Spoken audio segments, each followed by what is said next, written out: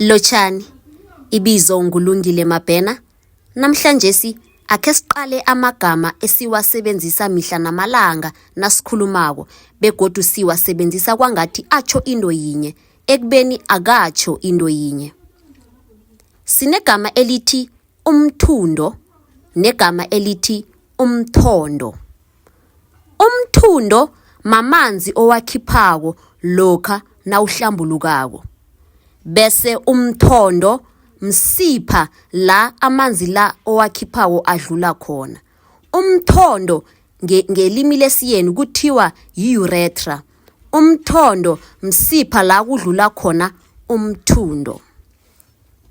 Sibe negama elithi ukuhlawula negama elithi ukuhlakula. Ukuhlawula kulokha nawenze isenzo esimbi bese uthi uyokunqanqabeza.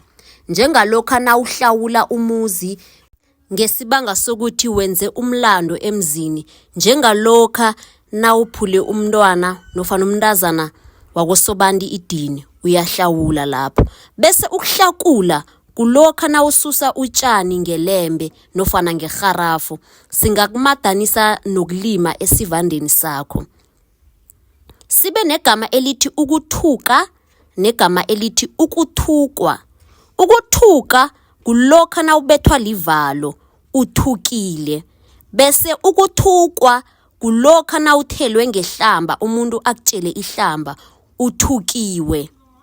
Manje ukuthi uthukile nokuthi uthukiwe akutsho into yinye.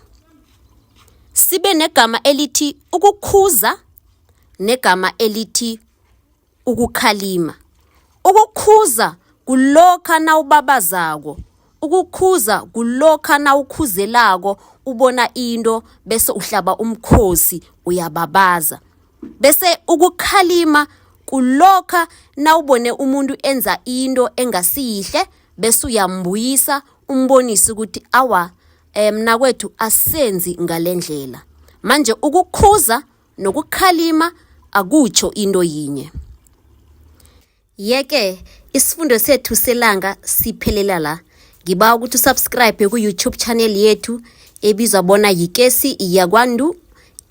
Kulapho sikhuluma khona khulu ngesintu sesiNdebele, umlando, imbongo begodu singachiyi ilimi. Sikhuluma ngamasiko pilo nakho konke okuphathelene nesintu.